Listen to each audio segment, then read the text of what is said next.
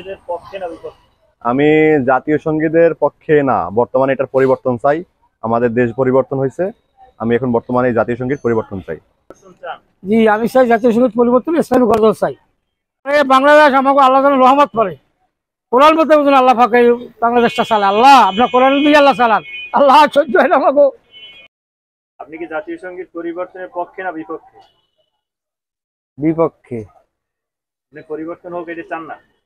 আগেরটাই তো ভালো আছে, বাপ দাদারা যেটা করছে এটাই তো ভালো। আমি জাতীয় সঙ্গীতের পরিবর্তন চাই।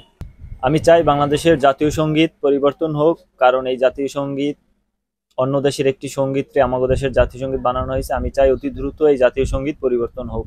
আপনি কি জাতীয় সঙ্গীত পরিবর্তনের পক্ষে?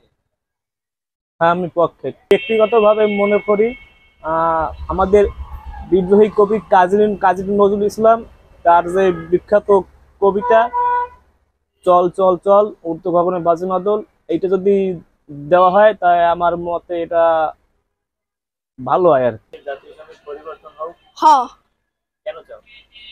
এমনিতেই ভাল লাগে না আমার। পক্ষে না বিপক্ষে?